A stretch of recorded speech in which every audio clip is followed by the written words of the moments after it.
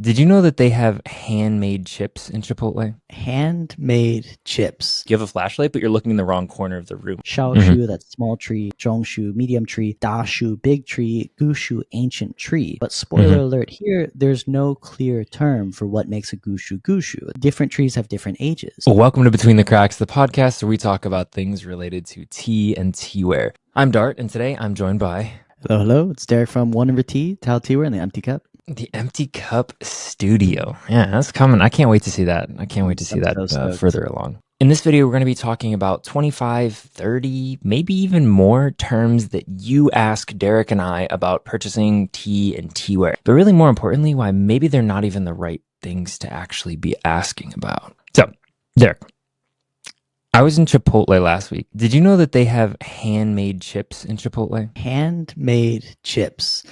Like, I'm trying to think of what that would be. Like, do they crush the corn themselves? Do they pick the corn? I guess somebody picked the corn. I guess it I guess could somebody be a picked one. machine. Yeah. To be fair, it didn't say handmade. It did say handcrafted, but I feel like this is the Oh, like okay. get around term. Yeah, yeah. It's like the like get around term to make something sound fancy that is not actually like handmade. Being handcrafted a lot now that you say it. And it's weird that we don't use it in the tea and teaware world, but I guess we Mhm. could. I mean, I think one, we definitely could, but I think two, it really speaks to these terms that like people use as if they're definitive terms, but a lot of times it's really just a marketing term, right? Like Yeah. I worked at Moe's. I know the process is very similar at Chipotle. Like back when I was in high school or college, um, it's just a bag of frozen chips that you dump in a fryer. Like it's not That's what I thought. handcrafted. It's just you're not going to say frozen chips on your advertising. And admittedly, it's better than like a bag of chips from the grocery store because you're frying it right there. Yeah, freezer fried, factory made. Yeah, I Yeah. guess like we maybe we need to work on our terms, right? Well, and you see it in grocery stores all the time, right? Like you see like organic. I want to pause on that organic phase for tea Mm, because this is we'll get into it later, I'm sure, but this is yeah. one that I get all the time. Like one of the Yeah, for most sure. common questions I get is organic. And Hmm. the people I'm working with, the tea farms, they're so small, like they can't afford the organic certification. They don't care Yeah, for it. yeah. It's not a huge domestic market here. The Yeah. organic tea gardens you'll find are the massive plantations, huge, Right, right, huge right. corporations that can afford it, that are into this kind of branding side of things. So I just want to Right. put it out there, like there's nothing wrong with organic. And a lot of the stuff we're doing is very clean, almost organic, but it just doesn't have that certification. Yeah. Another one that gets me that I see in the grocery store, things like fair trade, organic, Mm, single origin I can get behind. But then there are other like more aqueous ones, natural flavors. And it's like, yeah. okay, like what is a natural flavor? Like, is it? Yeah, yeah, yeah, yeah, yeah. Yeah, what is no artificial flavors? Like I thought it was funny. I got in an order from Jesse, right? Jesse's Tea House. And it's funny because like he has the nutrition labels, presumably because he's doing something with them, or again, just for like technically you're supposed to be registered with the FDA, and so you really should have nutrition labels on it. But Is literally it it just says like all zero? tea, right? Tea Yeah, is the only ingredient, right? So it's like and then it's zero weird to percent, me zero to percent, 0%, zero yeah, percent yeah, fat, yeah. It's just yeah, all the zero way percent, down. 0%, 000, all the way down. Right. So when I see things that are like, oh, natural flavor or like no artificial flavors and things like that, it's like, yeah, but what else is in it? Because yeah, what's a natural flavor versus an artificial flavor? Like, what is the regulation for that? I don't know. Yeah, I mean, it's like the quickest thing to do, like you said, is like you turn it over and you look at the ingredients, and you're like, okay, like Yeah. this is, like I'm trying to think of a good example. Like, okay, it's a piece of bread, right? Like, okay, Mm, like bread should have like flour, water, yeast in it, hmm. right? You flip Yeah, it yeah, over, and it's like if it's more than like five ingredients, something's going yeah. wrong Hmm. there, right? But it Yeah, might yeah, say like enriched calcium, high yeah. fiber bread, Yeah. right? So like, Rachel and I, like we're both plant-based. Her for like more than 10 years and me for not quite as long.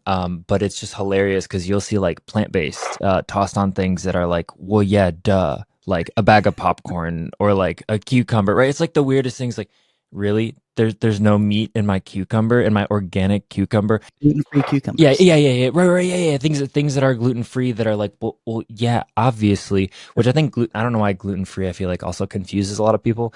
But it's just things that like, oh, this is a marketing term now, when really we've been making this product all along. Like Oreos are technically plant-based or vegan. You don't Right. see them using it on their marketing because it's not promoting like a health right, like most people who are eating plant-based, but you do see it on things that are health adjacent, that are like Mm. healthy adjacent of like, oh, let's add this as a marketing term, for those people who might be interested in it. Yeah, and I think like getting into tea, right? Like it's like Yeah. now we have to start putting on the glasses for like, okay, like what are the people that are into tea? Like what's adjacent to them? Like what are Yeah. their terminologies that they like? Because this is Yeah. how you'll see things advertised. And I'm thinking Right. initially like with the bread, right? And you're not Hmm. going to get an Yixing teapot. You're going to get a old Duanni like Hmm. Shiping teapot from this Hmm. specific region. Yeah. And it seems like every one of those terms will like change the price of it, right? Yeah. And I will say, I'm just out the gate.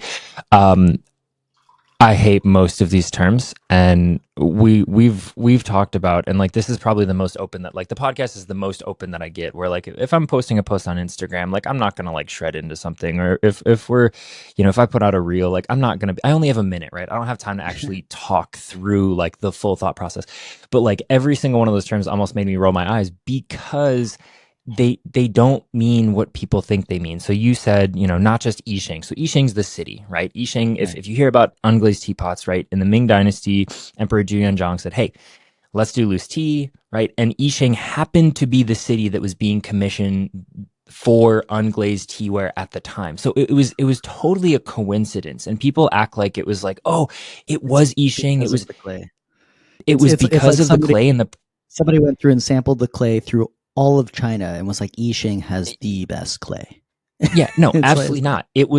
It's if you look at geographically, Yixing is very close to Beijing and Shanghai and the more developed eastern coast of China, which is why you don't see Western pottery, right? That was the choice. It was like, oh yeah, Yixing is close. Jingdezhen, not as close, but still, I'm guessing in the time maybe was closer than other potential places that were doing porcelain. So we have Yixing, the city. Okay. Then we get into the actual types of clay, which again don't mean anything. Like you hear, actually, I have all three of them right here. So you have zuni, right? And this is Di Cao Ching, which is like a type of zuni, but this is zuni, which is purple clay. Um, we have Juni, right, which is that cinnabar clay, and this is the one that drives me the most crazy because the mines of these they're not gone, but it's harder to find the original clay for it. But the problem that I have, and the problem that you see with people saying, "Oh, I want a zuni pot or a juni pot or a duani pot," you're literally just saying a color. yeah. Like you're saying, "I want a purple, like literally a purple clay pot, a red clay pot, the mixed clay, the yellow clay pot." You're just talking about the primary ingredient that affects color, and then an association that someone has who has created it before. You're not talking about actual clay. So when people say Juni, Juni doesn't mean anything.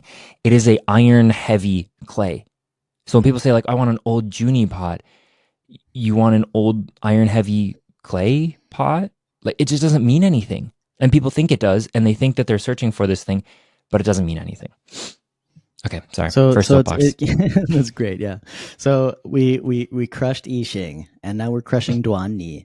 Duanni is just like so there is that you talk to the potters in Yixing and stuff, they're like, oh, like it's all zuni. It's all like zuni is like It's the all big zisha. It's all zisha. zisha. Zisha is Zisha. the yeah. So Yeah, zisha is like purple the mother purple mother thing. sand. Purple Yeah. sand. And then underneath that you have all the different things, but as Dart was just mentioning, it's really just based on the color. Like that's the Yeah. primary distinction between them.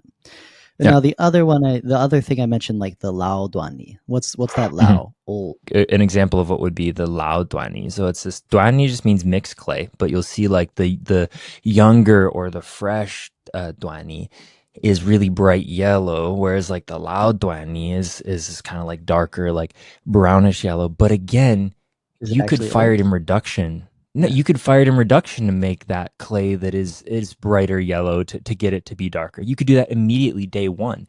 Um, And yeah, so it's yeah, it then further becomes even a sub variant of the color, the old or yeah, the new, and it's just like I want it to look old, Instead of Yeah. like, and so this is why it's like, yeah, like as you said, it was like rolling your eyes, driving you crazy, where it's like, like you're not getting what you're asking for. Like, it Mhm. sounds like you are. Not You say like old one knee, like, yeah.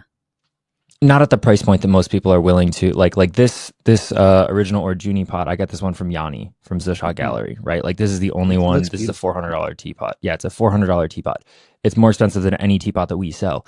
Um, I I don't think most people who like you hear about it and you're like, oh, Yixing, oh, Junie, oh, there's like this is the rarest of all the clays. Let me pick up one of those.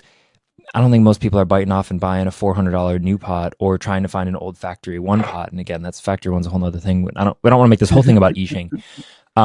But again, it's like, are you willing to spend between $300 and $700 on a teapot? And then if you are, is your source reliable, right? Like what information, what context do you have?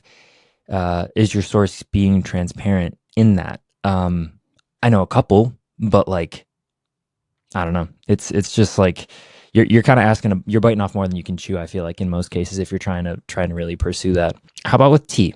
What's the tea term that is it, like I'm going off ranting here on Yixing. What are the tea terms that you hear that like people ask for or that you see a lot in comments or people are like giving feedback on and you're just like you're asking the wrong question. Like you're like it's like you're looking like you have a flashlight but you're looking in the wrong corner of the room. I feel like is what it is. Like you're only seeing this portion. It's like that's not it. Yeah, so I think there are a few things that kind of bother me with the tea, because another big thing is I sell tea from all around China. I sell tea from Mm, Yunnan, from Jiangsu. These I are think I like know where you're far, going. far different corners. And it's like, Yeah. as these are two different types of tea, like there's the Camellia sinensis assamica and the Camellia sinensis senescens, that's small, or old, big leaf and small leaf. And as you travel through that green tea belt from like the jungles of Yunnan up into the green tea belt of like Zhejiang, Jiangsu, the age of the trees get fewer and smaller, and the trees don't live as long, Yeah. right? And so like Yeah. Yeah. the oldest tree I saw in Fuding was like 150 years old. The oldest trees, like the Dahong Pao trees, those are like 300, 400 years old, maybe. In Yunnan, you get trees that are like 1,000 years old. It's just Hmm. kind of normal in the jungle. And so when Yeah. people are like, "Oh, how old is it?" and I'm like, "Well, it's 80 years old, so it's an old bush." And they're like, "Well, that's not very old." I'm like, "Okay, like, but it's judging it by a different measure, right?" And so Hmm. another one that's similar to the old trees is the elevation, right? The elevation, the highest point Yeah. in right, the highest point of elevation in Chaozhou in the Phoenix Mountains is just about 1,000 meters.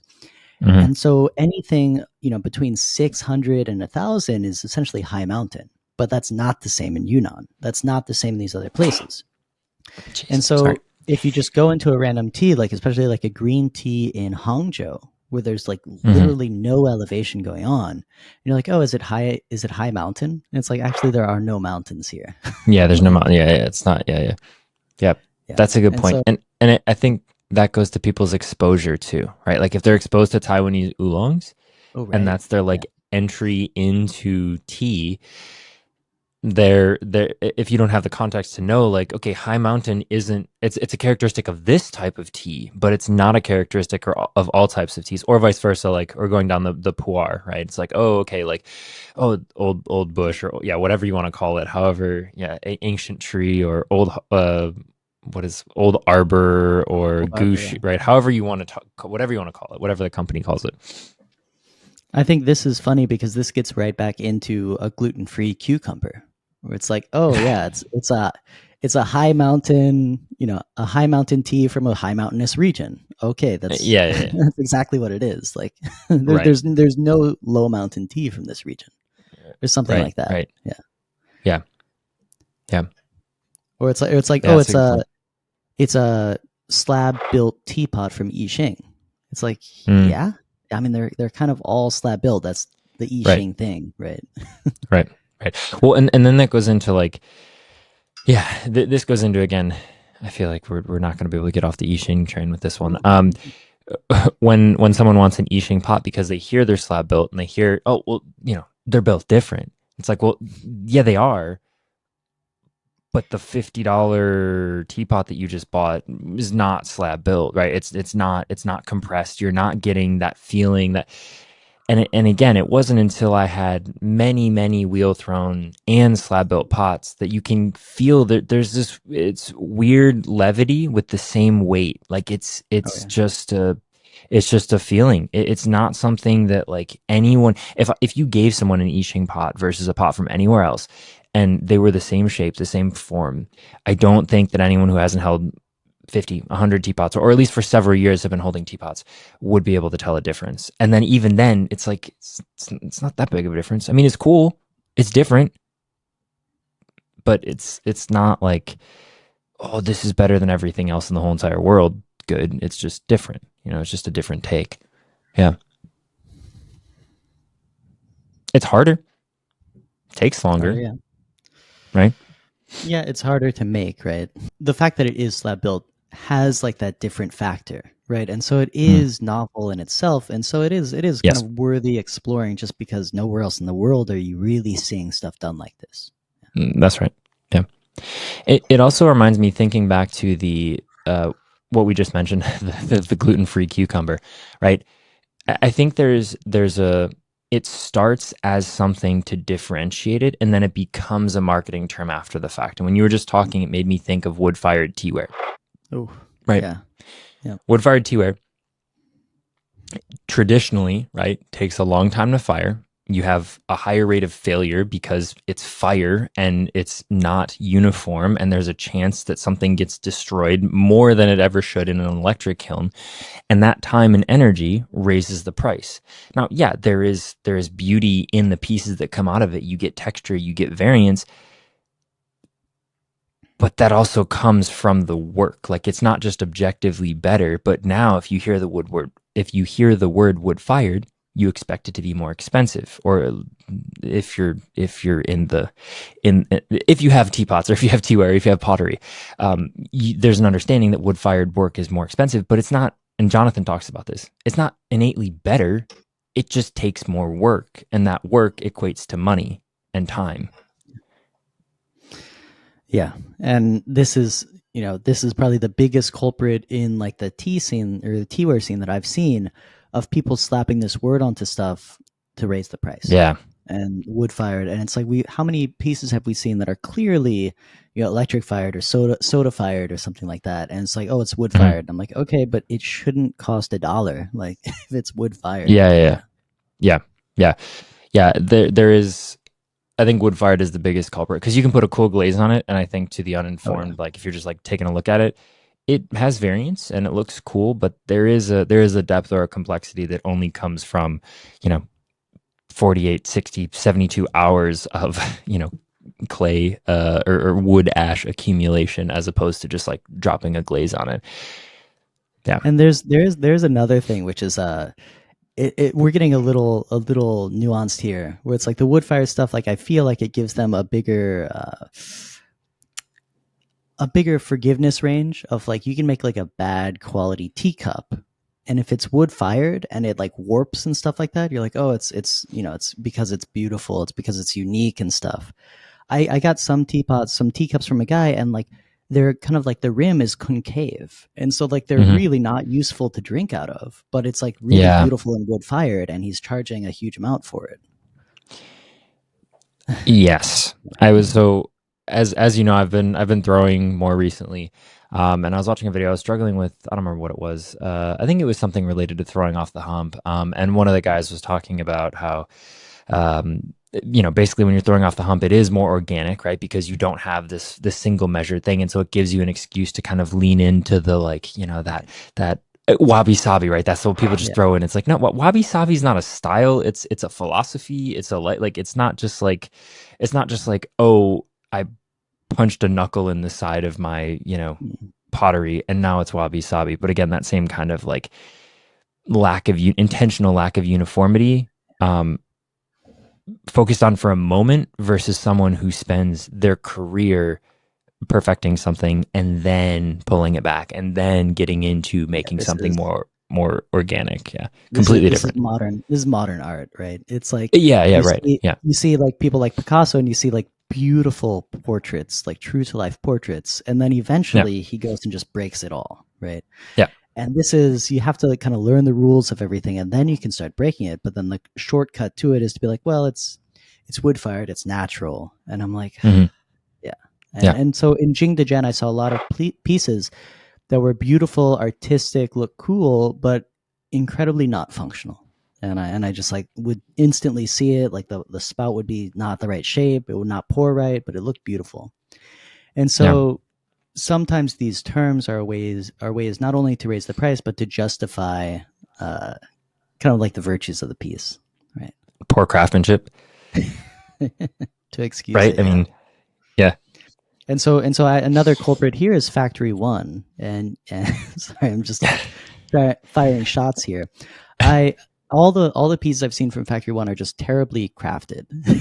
yeah, Like they're not good. Like the lid doesn't fit, the spout doesn't pour, it's a single hole, and I'm just like this. I maybe people, it's they like the clay, they like the oldness, but at the same time, being in Jingdezhen and that ghost market where they're selling antiques, it's really easy to make a piece poorly and then sell it as an antique because, like, oh, the yeah. craftsmanship wasn't as good back then. And so, for me, I'm always hesitant about these things because they're easy to fake. Yeah, so North Carolina, we just updated our licenses because apparently ours were the easiest to fake of all the licenses in like the whole United States. But it's funny because now there's so many different security things in there that it's like, yeah, good luck. But if you faked a North Carolina license from last year, it was the easiest thing in the world, right? Nobody could tell the difference. That's why people were using those licenses. Like it's funny how yeah you can use that like oh it's vintage Ooh, retro, right? vintage. Ooh, That's yeah. definitely become like Wait, what does vintage mean? Like, is there a clear definition? yeah, it means it wasn't made in the last 3 years and it doesn't look like it was made in the last 3 years, and so I can sell it for 20 times the price. I think that's the technical definition of vintage. Yeah, so I think like this is we're laughing here. Like these kind of terms like vintage and gushu and old tree. Yeah, For these are T terms. There's no clear definition. Anyone can use these terms, and it can refer to yeah, different things. Like for me, one right. of the big ones is like wild tea, like wild Hmm. tea versus like gone wild tea. Like Hmm. we'll get into it later, but Yeah, these kinds of yeah, terms are the ones you have to watch out for. The ones that don't have the clear definition. yeah, which is most of them, right? Like Yeah. I think like I was looking for a radio specifically for the garage studio because I want to go for a little bit more like rustic vintage look. And with using the word vintage, I was getting a lot more things that again I would have just it's like I'm looking for a GE alarm clock from the 90s. Like to me that's not it's not a vintage thing, but I saw one of them said vintage and I was like, "Oh, what if I toss vintage in before the search term?" And it pulled up 10 times more stuff because people are using it, they're like keywording it in their descriptions. And then there were a few that came up that were like again, 4 times the price. I'm like, "Wait, this alarm clock that I had in the 90s, you're trying to sell for over $100 because yeah." So I think there's value in it for the style or aesthetic, which I think is really what Right. I'm trying to get at here with this. Is like that alarm clock example. Like, hey, if you really want a teapot that has this characteristic, maybe yeah, okay, use the words. But if it doesn't meet your expectation, maybe you maybe need to re-examine what you're looking for. Even just the smooth Junie, the Da Hong Pao versus the groggy that we have from Chaozhou, right? Yeah. Like John just asked us, he's like, "Hey, do you want the smooth stuff?" And we're like, "No." Like we like the groggy. Like it's just different. Like, is it better? Is it worse? I don't know, but it's just like it's tactilely very satisfying to have that groggy clay. Oh, and that actually brings me into my next idea because that clay he calls Da Hong Pao, right? And Da Hong The Pao groggy is stuff the groggy or stuff. the smooth. I'm Yeah, pretty sure I've the I've groggy typically stuff is Da Hong Pao. Yeah. okay.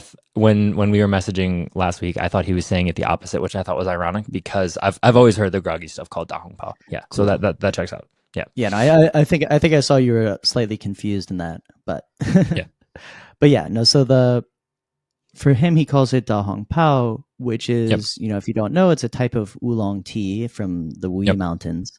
And there are 6 mother bushes, the Da Hong Pao. And these are like, very famous bushes. And people like, I think some people think they're drinking tea from those 6 bushes when they're drinking Da Really? Hong Pao. For real? I've gotten questions before that it's like, oh, are these Huh. from the mother bushes? And I'm like, absolutely not. No, Yeah, no, no they way. are Yeah. not. No. Yeah. And it's in fact like Da Hong Pao is such an aqueous term that there is no set cultivar for Da Hong Pao. A lot of the Da Hong Pao you'll drink are Mm. blends of different cultivars from the Wuyi Mountains trying to achieve this certain taste. And so Hmm. there's very, very little regulation on what is a Da Hong Pao and what isn't. Yeah. So I think this goes back, and it just reminds me of the clay names, right? When you hear like Junie, Yeah. like I had someone pick up a Chaozhou, one of our apprentice, the Bonbon, right? Which is clearly not made with the same clay as all of the other apprentice pots that we get, right? One, the Bonbon is made, the base of it, the body of it is made in a cast, right? Whereas all of the other ones that the apprentices are throwing, they're hand throwing all of them, and so there has to be a different clay composition. We've talked about this before in some contexts, where if you're using a pressed mold, you have to have more water in the clay in order for it to fill and impress into the mold. If you're using the same clay that you would use when you're throwing, it would rip, it would tear. So you cannot use the same ratio in something that's being put in a mold versus that's being thrown on the wheel. It literally can't happen.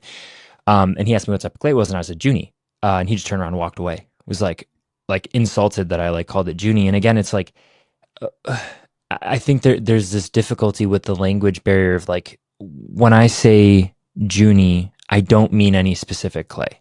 I never Mhm. have, and or at least not in the last 5 years. Um, and I think it's the same thing with teas, where people hear like, especially like now that I'm like doing more matcha, I don't know any Japanese words. Like I see this thing that says, it just says words on the side. And I'm like, oh, okay, this is this tea. And it's like, oh, well, which one's the city? Which one refers to the tea? Which one refers to like, that means Cultivar, yeah. first flush? Oh, which one? Oh, this is the cultivar. Yeah. And I think Da Hong Pao sounds like it's struggling from that same thing of like when it's translated or not, do people know what it's referring to, even if it was codified, even if there was, and it's not. So like, how do you, Yeah, and yeah. so I mean, another one to get back into your story, like I've done that from the other side of things, right? When I'm in Hmm. Yixing and they're like, "Oh, it's a factory one teapot," I just leave the store. I'm just like, I'm like, I don't care. Like you've Yeah, lost yeah, me. yeah. Like, To be but fair, again, yeah, it's that's like, fair. Yeah. but I think like the problem there is like you guys have a different idea of what Junie Mhm. means, right? For him, Right, I'm right, right, sure right. it was this is the pure original Junie from the mountains, and it's like you're like that's not what I was saying, like, Yeah, yeah, but yeah, yeah, yeah, and so these are yeah. where like even these terms like they're not universal, and so like the Hmm. more you learn about these terms, the more you have to kind of unlearn some of the connotations to them. Oh, some of the famous and in the last 100 years recreated pottery terms. I don't know. Oh Are there yeah, teas? Are there teas that they've brought back that like haven't existed and like have just started like I mean not for the first time? yellow tea for sure. Yeah, Yellow tea yeah. is totally disappeared. And when we went to Huoshan, like we met the Hmm. mayor who like brought it back in the 90s. And it's like Yeah. there was no living yellow tea around there, even though Hmm. this region is famous for yellow tea. And Yeah. so they just recreated it. And they're just like, yeah, I think this is close. Like, yeah.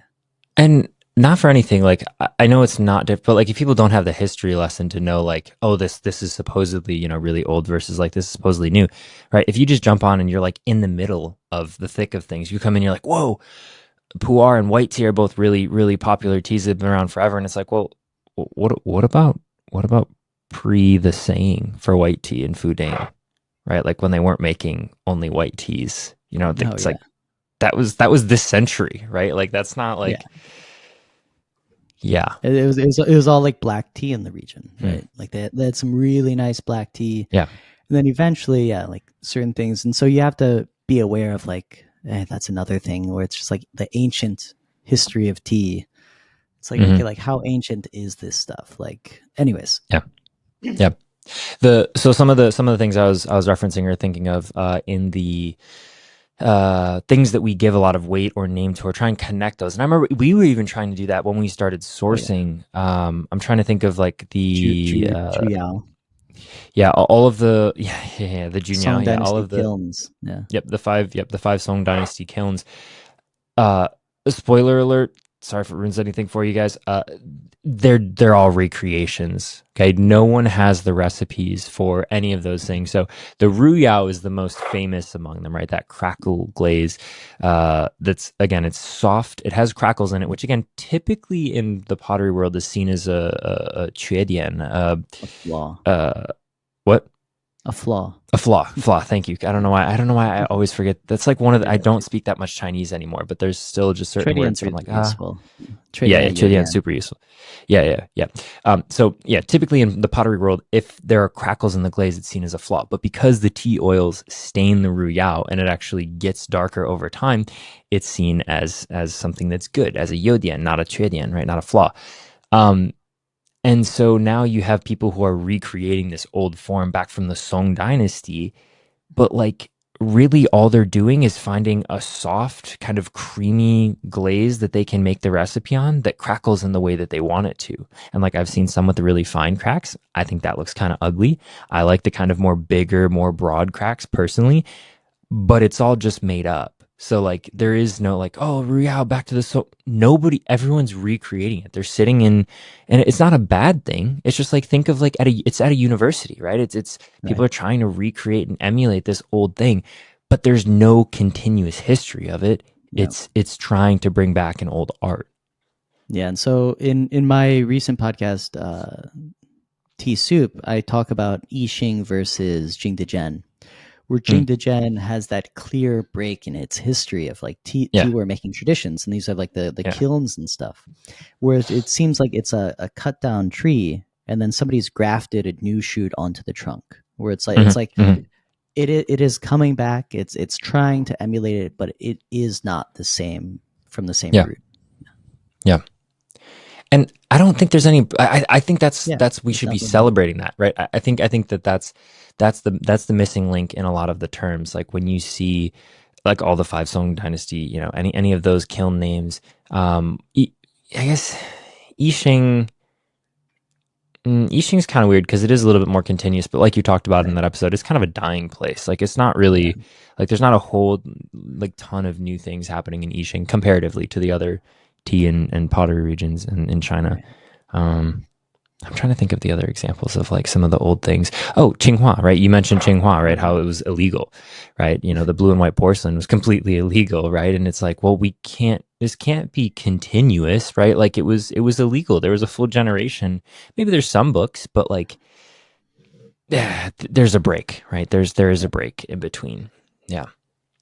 And that's okay. In Chinese they call it like gufang. And so like made like fang is kind of like to Yeah. imitate, right? And then gu is Yeah. ancient. So it's made Yeah. to look ancient. And I feel like as soon as you understand this terminology, this made old. And so when I posted in the Red Note, Xiaohong Shu, about some of the white hmm teas, a lot of people were saying like, "Oh, that was made to look old. That white tea is not actually old. It was made brown." And I was like, fascinating. Where it's like it's finally like I never heard this term before. It's finally Mm, catching on in China as well. This idea of cool. you can take a white tea and you can make it look old. You can Yeah. make Yeah. it Yeah. brown, and so then it Right. looks brown, and you sell it as aged tea. And so slowly it's kind of catching on, and now that's becoming part of the terminology, right? Where kind of we coined this green and brown shomei, and then Yeah. eventually in China now they're saying like, oh, it's zoujiula, like it's made old. Hmm. Yeah, and so it's kind of cool. Like sometimes these terminologies are very useful, but you kind of have to be hmm aware of specifically what they're talking about, I guess. And so Yeah. maybe we can get into some of these terms and kind of bust the Yeah. Let's myth do on it. them. Yeah. Let's do it. Let's do it. What do you got? All right. So I mentioned earlier is the gushu. There's so many words for old trees, old bushes in China, in like tea world. Let me see if I can get them all. So there's gushu, there's Yep. laocong, there's hmm mushu, there's danshu, there's chaomu, there's guanmu, I think, and then shaoshu, zhongshu. And so these are all talking about the different tree sizes and different ages. hmm Shaoshu, that's small tree. Zhongshu, medium tree, Dashu, big tree, Gushu, ancient tree. But spoiler alert here, there's no clear term for what makes a Gushu. It's Mm-hmm. like I said, different trees have different ages. Like different regions grow to different ages. And so what a Gushu tree in the deep jungles of like Bulang versus an old bush tree in Chaozhou, the old bush tree in Chaozhou might be over 100 years old. That Gushu in Bulang is going to be over 1,000 potentially, right? You mentioned Bulong. Is there any chance you're getting some Bulong this year? I do have a guy in Bulong Let's that's go. eager to get me out there. Yeah, Dude, I want some.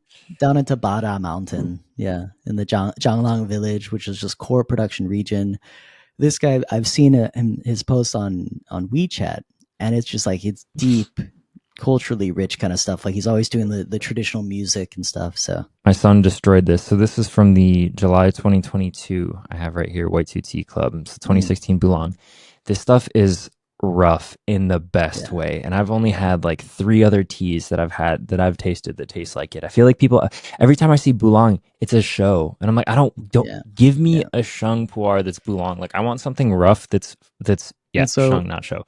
And so here's where like I feel like potentially Bulong could be something like the Dahong Pao, where if you're in Yunnan and you're sourcing pu'er and you're like, oh, this is bitter, okay, I'll just call it Bulong. Yeah. And so it's for me it's kind of risky, but a lot of people they like Bulong aged. It's hard to drink fresh, but yeah. Anyways, so I was talking about all the different types of trees, even one of them like the mushu. Mushu means mother bush, and this is one that I've used from Wenzitong because I buy some of his mother bushes, and so mother bush is a terminology where it's like ideally like in the Dansong Mountains, you have 200 different cultivars and they all have a single point of origin, one mother, right. From which all of the clones are taken, the shootings and everything, the shoots that are planted. And I was explaining, I was like, okay, like Wenzitong's mother bushes are not the singular point of origin of this tea, but for his garden it is, right? So this is like the original tree that his family was like, okay, that is our Huangzhishang, and then they started pruning from that tree, right?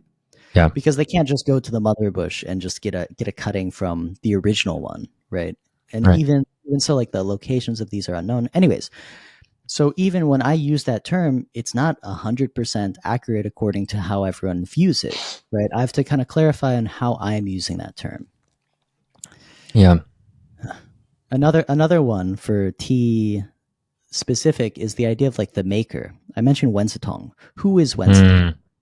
Wenzitong is so my understanding is he has the technical skills to produce the tea, and that is what makes him so useful. So it's not that he's picking, it's not that he necessarily is in charge of he's definitely not a picker. I guess I don't know. Could he be a farmer? I know. I don't. I've never seen. I cannot imagine Wenzitong farming. Anyone that's being named, and again, I think this is like antithetical to what people expect or want to hear in the West when you hear like single source or farm to table kind of thing, right? Like picker, no, definitely not. Farmer, no, definitely not. He's an owner of a farm, right? His family owns the farm. The owner does not sound good, does it? Like, he's the owner. Yeah. He does. Does he do the roasting himself? I know that he obviously he does. And so for him, he is a tea maker, is what I would say. Does he do all of the roasting, or only the best stuff does he do? And like he oversees the roasting of the stuff, like the non-mother bush stuff, where the not like as it goes down the, the stuff that you pressed into cakes. I think he does it all, but the stuff that's pressed into cakes, those are more mechanical roasted, and so you'll put it into a roasting machine rather than roasting it over charcoal. Yeah. So again, this is like, best term that we have is roaster and owner. Roaster, owner. He's also producer. He does the withering, kill green phase, and so that's where I'm like he's the tea maker. Yeah. Okay, let's do the same thing with the T Ware studio. Yeah. Who do you wanna do? Let's do the Huang Studios, Nixing. The Huang studio. Okay. Yeah. You gotta pick the hardest one, right? Okay. I think they Um should be pretty easy, right? yeah. So okay. So Master Huang. So it's his studio, right? Yeah. And he is a city level master in Mhm.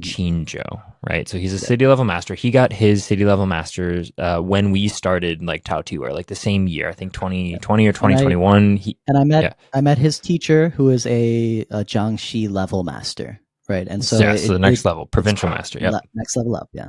So Yep. Which the masters in and of itself, just brief mhm. tangent. Master, The yeah. masters in and of Define themselves, yeah. master. So Yeah. you have city, you have provincial, and then you have national level masters within China. And I think the best example that I have for this actually relates to something completely unrelated that will make it all make sense. So just bear with me here.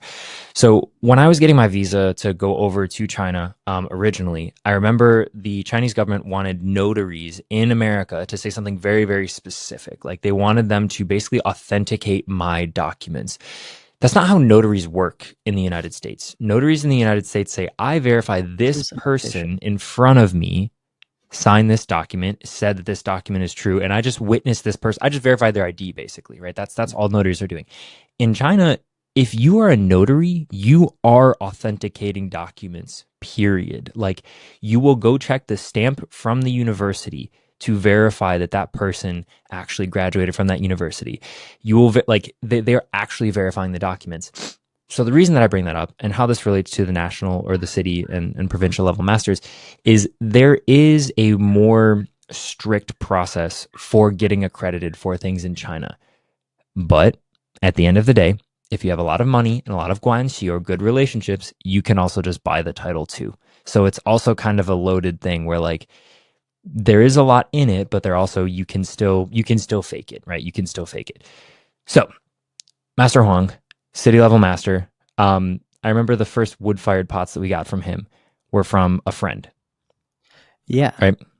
Yep. And so it was actually, I think, now that I've been down there and I've met him, I'm pretty sure that is from his Shixiong. Shixiong is like Mm, a fellow apprentice, right? They yeah, share the same master because when we went down there, he was making the wood fire pots with his master, right? And so yeah, that's where it's like we kind of didn't get that missing piece because he doesn't have the wood fire kiln. The wood fire kiln is right, his master's.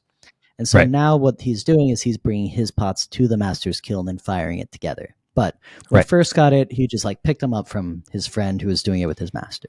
Right? Yeah. Which goes to, and this was again information that we just didn't have at that point, Yeah. right? Where we're like, oh, these are Huang pots, and then I got them and I poured. We had three of them originally. I forget what it was like, Glob, and there were Oh some ridiculous yeah. names. I don't remember that we had three of them, and people kept asking us to bring them back, bring them back, bring them back, and it took us like a And year and a half but they felt because they different, didn't. didn't they? Yeah, they did not feel like they were thrown by the same person. And again, we're like, okay, these are coming from Huang's studio. He's making them, but it's like, I don't think he is making Yeah. them. Like we had to, and then we had to like kind of go back and, talk through it and think through it. But his is still a pretty small studio, right? He only But has, yeah, here's where the plot thickens. Where it's like when I went yeah, there, I didn't see him throw a single piece. Right? What he was doing is he's doing the etching. He's really, yeah, really talented at etching teapots. Unfortunately, we don't have any etched teapots from him. And so it's like, okay, like they're from the Huang studio, but they're probably all from like his apprentices, yeah, right? And then he has that eye of like, judging if it's worthy or not worthy of his studio, the yeah, quality control, right? And then he also does the wood firing now. And so those are yeah. his two elements. So what is he, right? What's his title, right? Other than master. Line manager, right? Like, I Doesn't mean, sound as it's nice, and yeah. yeah, no, well, yeah, but to actually break Right. it down, right? And that's we Right. only have two of the 10 or 12 artists that we're working with that they are the only ones because, and this is literally just a time thing. They're recently graduated apprentices who do not Right. have their own apprentices yet, who are not overseeing production of their style, their system yet. But yeah, realistically, Huang or any of the other, like Zhang, same thing, right? His pots are Yeah. fantastic.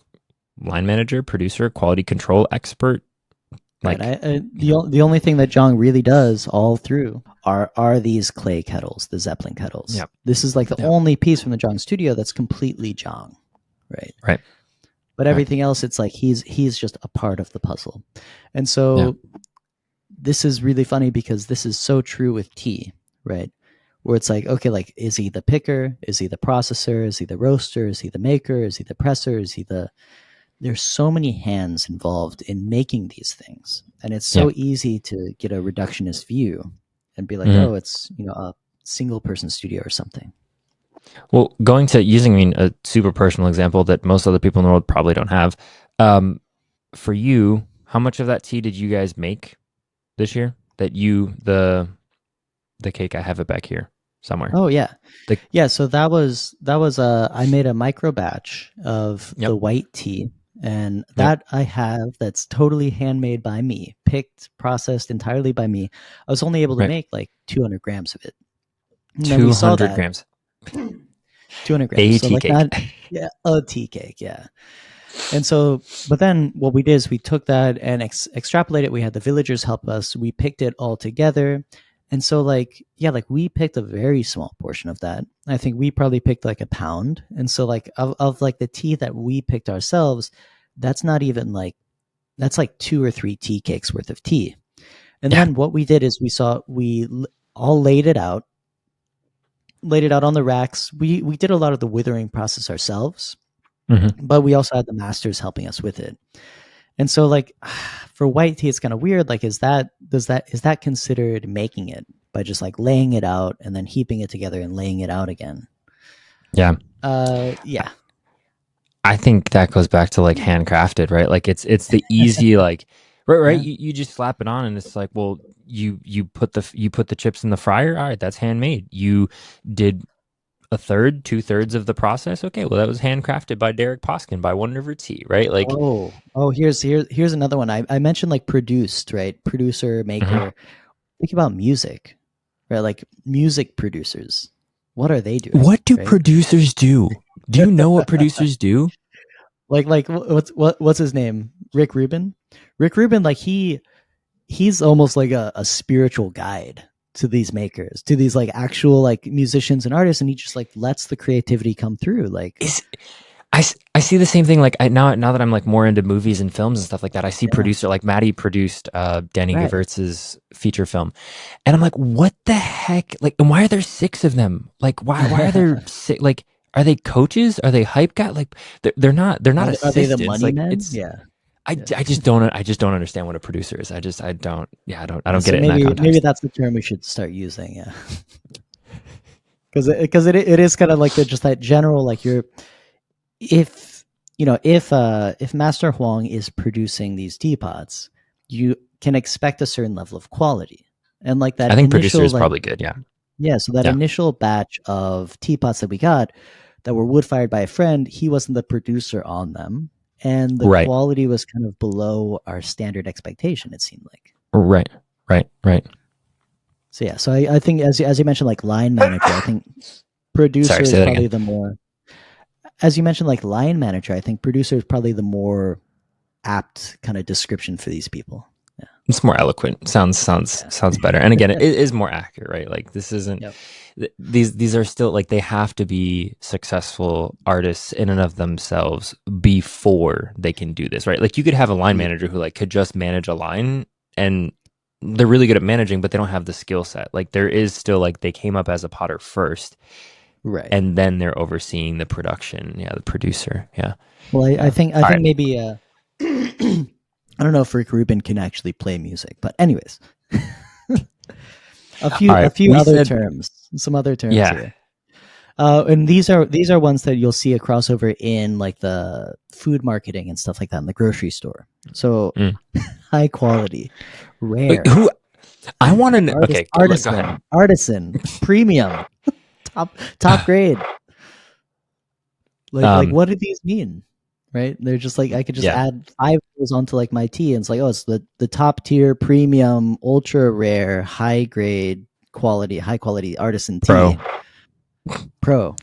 Oh my god, Ultra, yeah, right? Pro, Oh, ultra, the tech ones, max. right? The tech ones. Oh, let's Yeah, get in the tech, Max, yeah. Pro, Ultra, Plus. So I don't I'm know. I getting the feel like I've tingles, man. I don't remember. I don't know if we've talked about it on a podcast or if I just told you about it. But I also am a real estate agent, and like I teach classes like for like pre-licensing, right? So before people get their Mhm. license. And one of the examples that I give is like, what if I tell you this is the best house in the world? Do you think that's legal or illegal marketing, right? This is the most beautiful house in the world, right? And of course, everyone gives their opinions. Oh, this is ridiculous. Oh no, that makes sense. It's totally fair. It's Yeah, an yeah. opinion. It's called puffing, right? That's what we call it. It's a technical term we call it for marketing, which in real estate is totally legal. Huh. You can give an opinion based puff. An Puffery is not illegal. opinion Puffing, based puff. Yeah. yeah, right. That is not a problem. Now, what you can't say is like, let's say you're 3 rows back and you can see a sliver of the ocean. You can't say like ocean front. You could say has water view, right? Because that is not true. So you can't say anything that is a lie, but you can do just about anything short of that. But what I will tell the students right after I say, yeah, it's completely legal. It drives me crazy. Descriptions that have nothing but puffing. It just makes me think that the person who wrote the description is a liar or is like Right. incompetent at the very least. And again, like I feel like I'm just talking to you, but in all seriousness though, like I don't like when 90% of the description is puffing. I'm like, okay, but like why did you wait? Why did you make me read that? You know, like I'm not more convinced because you said high quality, pro, max, ultra, flashy, amazing. Like this, don't care, don't care, And it can fly. And it can fly. and it can fly. That's it's like, yeah, like you mentioned the guy who just like turned his back and walked out on you when you said Junie, Sure, right?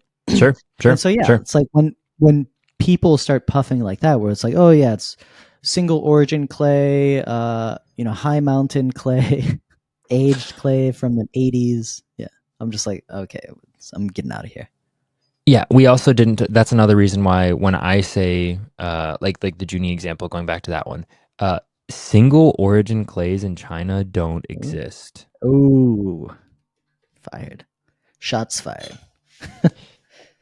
There are way too many pots being produced, for them to not mix anything. Oh, and by the way, pro tip: Duanni means mixed clay. Oh, The I love yellow that. Yeah. clay, it's formulated. It's Literally mixed. means. It's literally means mixed. But like even Zuni, there is clay being put together. It is not like Mark is the only person that I know that is using truly single origin, like, and again, another term would be wild in the clay world, right? Oh, Wild clay. Clay just straight out of the ground. No one uses it because most clays need something in order to fire in the way that people want to fire it. Now, again, Mark would argue you should change your firing methods, right, to meet the clay that you're using. But 9 times out of 10, like, why would I not just add this bit of porcelain, right, to make it yeah. not as plastic, right, to make it more short? Or vice versa. Why would you not add this thing to make it more plastic? Where you can still use, and again, Mark's example that he always uses, I forget what he has to do it. In a wood kiln, but he can do a 70-30 blend instead of 100% if he wants to do Lizella in a wood kiln and not have any problems to fire to cone 10 because Lizella doesn't fire to cone 10 by itself.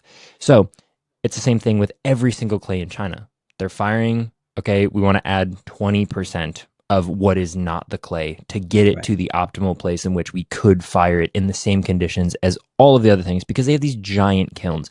So when people even talk about like, oh, Zuni, Juni, Dwani, it's not 100%. Even if it is, even if we're not talking about just the color and we're talking about the clay itself, it's not 100% that clay. It's 80% that clay or 70% that clay mixed with something to make it be able to fire efficiently. Yeah, and this is so clear to see in Chaozhou, where it's like a lot of the Chaozhou Junie and the Chaozhou red clay doesn't come from Chaozhou. It comes Mm-hmm. from the Yixing area. It comes from Anhui, Jiangsu, Zhejiang. These kind of like higher but still pretty low mountains have really nice sources of clay. In Chaozhou, the mountains are just like too low. They've tried to fire with the clay, and it just always it's inconsistent. It breaks all the time. And so even like the Chaozhou clay is it's not Mm-hmm. necessarily from Chaozhou. Yeah. Right. It's not plastic enough. They need more plasticity to make it throwable. Yeah. Yeah. And so let me ask you a few other T word terms about Yep. firing, right? So we got wood firing, electric firing. I mentioned soda firing. Do you know soda firing?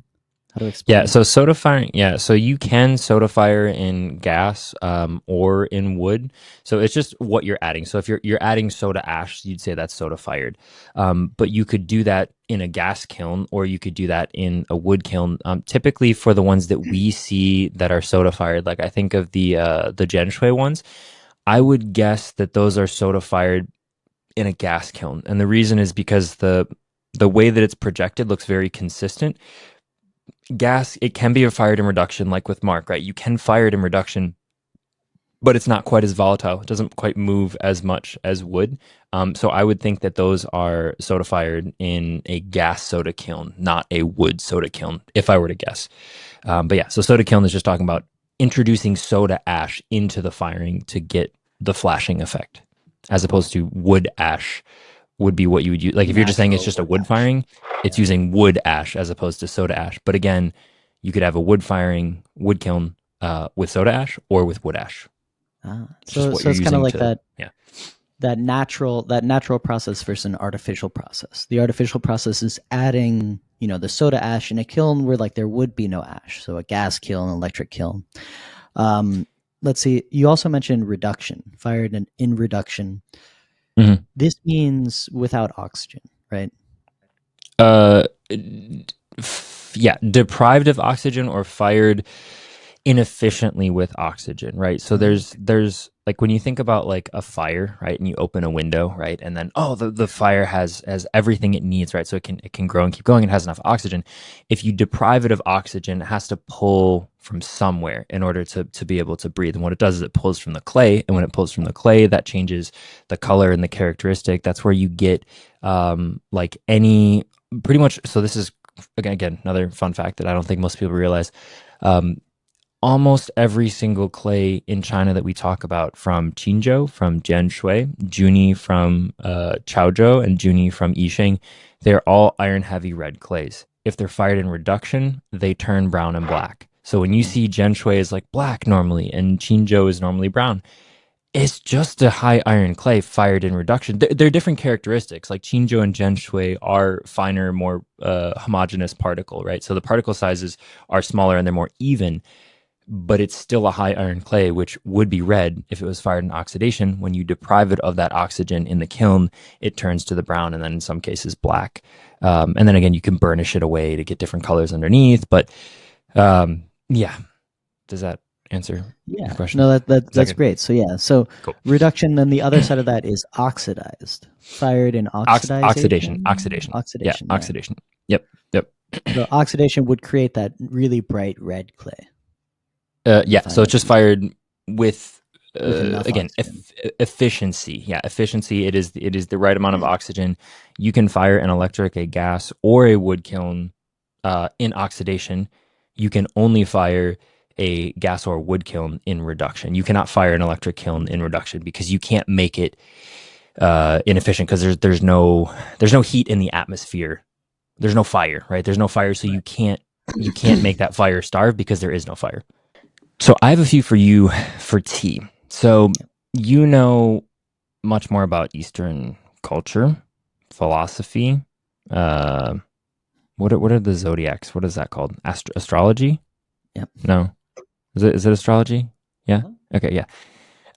So I hear people talk about teas being soothing teas or energizing teas, or like I've definitely gotten to the point where I will drink tea all year round, right? Like people be like, oh yeah, I drink tea in the winter and like I drink coffee when it's hot or something like that or whatever. I'm like, no, no, no. I definitely have the teas that I gravitate towards like in different seasons and based on like my temperament and things like that.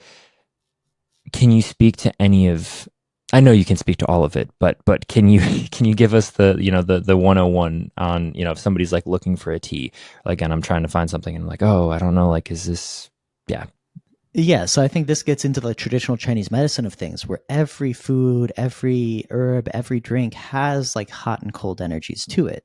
I think for Mm, tea, it's really focused on how much heat goes into the making of that tea. Like a mm, roasted oolong will have a lot of heat, will be very warming. Where like a nice white tea that's like made under the sunshine, usually very mm, cool. And yeah. so green teas and white tea is usually very cooling. Roasted oolongs, very warming. Cooked pu'ers, usually very warming. Then you get some neutral ones, which are like the aged white teas, the Hmm. liuebao. Kind of some of the naturally aged teas are usually pretty neutral in their energy. Hmm. But yeah, as a result, a lot of times, like if you see like a cooling green tea, in the Chinese mind, it's like, duh. It's obviously it's going to be cooling. It's the gluten Sure. free cucumber. It's the gluten-free cucumber. We gotta coin that. We gotta put that on something. It's our That's next just too tea funny. towel. Yeah, Yeah, the gluten-free gluten free, cucumber. That'd be just the hilarious. cucumber. Who can we? Yeah, we need to. I don't know who Rachel would do probably that. can. Turk. Yeah, Rachel loves Just her drawn. have her draw us a nice little cucumber, and then just have it advertised gluten free. Yeah, that'd be pretty good. Be pretty Yeah. good. How about like fair trade? Yeah. Fair trade's really What does that fascinating mean? because I know it's. Alex was just talking to me about it, where it's like there are certain things we can do to get fair trade certified, but it's kind of Hmm. silly because it's like, everything we're doing is already fair trade between like all of the parties. Like there's no exploitation, but it's kind of like that organic certification where you need somebody to come in and validate it, authenticate it. Mm, And so a lot yeah, of people, which it's like costs they're money. not going. It costs money. It's like why bother when like everything's fine, everything's. You're gonna do that if you're a big company. You're gonna do that if you're a Yeah, big company and you have like a lot of stuff going and you want to put it in a grocery store, right? yeah. Which I guess, there's certain things that it protects, but yeah. So fair trade, organic. One thing that bothers me is this wild terminology. And so wild Mm, tea, it's like wild clay. I guess it's probably not like wild clay, but wild tea, it's this natural bush that has been growing in the mountains that humans hmm. have not cultivated. Hmm. Wilded tea, on the other hand, it's like a plantation that was planted in the 80s and people forgot about, and it's kind of like just grown by itself. And this is like, in my mind, Mm, unpruned. But majority, 95% of wild tea you will see on the market is unpruned tea unpruned. Yeah, from gardens that people don't care about anymore. right. Wild mountain tea, it's borderline not drinkable. It I was gonna say doesn't it's got to taste be good. terrible. Yeah, yeah, yeah, right. There's no, yeah, It's hard to produce, and even like my sure. friends here in China will say it's poisonous.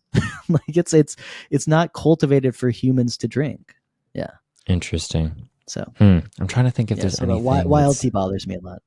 And even like Cho will sell us some the Mudan Wang. The Mudan Wang we sell is wild according to him, but I know the garden and I know it's just unpruned. It's like really nice, Hmm, tall, beautiful trees, but it is hmm, planted in rows, kind of, right? yeah. I'm trying to. So I have one term that I know that comes right to my mind for tea. I'm trying to think if there's one for teaware that's quite as uh, controversial. Monkey picked, Monkey picked. Yeah, right? that is a huge lie. But it's like Yeah, huge it's a lot. lie Yeah, yeah. Just that people will believe, I guess. But it's like yeah. It feels like. yeah. Did you come on the Thailand trip with us? Were you there for the Thailand trip? Yeah. Yeah, I was there in Oh Thailand. my goodness. Yeah. Do you remember how terrible it was for me? Probably not. Rachel was super pregnant, couldn't come on the Right. actual trip with us, but they Oh, said, right. "Hey, if you get your own flight, you can come hang out with us." Yeah. And then we got on the first bus, and when we got off the bus for the first time, they're like, "Yeah, she can't come back on this bus." Oh, right. Yeah, because she's pregnant. It's too Yeah. much of a liability. Like, yeah, Yeah, it's like you should have told us this before she got on the bus and got to Thailand. all the Anyway, way to Thailand. um, Yeah. when we were there, first of all, like super impressed. Like again, I speak. I can. Everyone always asks like, "Are you fluent in Chinese?" And I'm like, I can get around, right? Like I could. I lived in China. I could go live in China again. Have no issue doing anything that I needed to. I'm not fluent. But then there's all these like Thai businessmen who like speak English better than me, speak three local languages, and speak Chinese. And you're like, what the heck? Like so impressive. Um, and then we went like I'm just thinking of like the elephants and the monkeys and like there's definitely things that are like it's cool and interesting to tourists, but like there's there's other things going on. And I feel like that's like where Monkey Picked has to have come from, where it's like, yeah, people who just come like, yeah, these like, it's like not I don't know. I don't know where I'm going with this. It's getting we're over an hour. Over an hour. Yeah. We probably cut it before You the monkey probably got pick it right. tangent. Yeah. Um yeah, but I just think like it's crazy that like we're trying to debate on one end of the spectrum. You know, this guy who like thought I was trying to pull the rug or pull the wool, pull the rug. What's the saying? Pull the rug Pull something, out pull the from rug out under from his under feet. him. Pull the wool Yeah, yeah. over his head. Yeah, There you go. under and There you go. over. Thank you. So I'll Thank you. do the Thank you. wool. You Thank do you. the rug. All right, and Okay, we'll cool. get this guy. Also, just want to make sure everyone knows, it's not me. Okay, it is in the middle of the night here, and it's like the morning for Derek. Okay, so this is why I'm like I'm dying here, and Derek's all jolly and happy. Um, you know, when I said Junie, right, we have this like he thought I was trying to pull the rug out from under him, right? And then on the opposite end, we have like complete utter like monkey picked. It's just like literally just a complete lie that like no one who is checking you on this, who is like, you know, they're selling like some like real basic, somewhat maybe sprayed or something oolong, charging, you know, what would be 5 cents a gram, and they're charging $1 per gram or something to someone in a tea house who goes for like a tea tasting in Shanghai or something like that. Yeah, And because those it was conversations are all picked happening. by trained monkeys. Yeah, Trained, dude, amazing. Yeah, trained by monkeys. That's crazy. What about that, dude? Those pots that we have that are coming, that'll be here. Well, they'll be to you. They'll be to me in a couple weeks. the The monkey monkey made Doug. pots. Yeah, monkey Yeah, Doug clay. the monkey Doug clay. They Dude, I kind of can't wait look for everyone weird to see though. them. They kind of look weird though. It makes sense that monkeys threw them, right?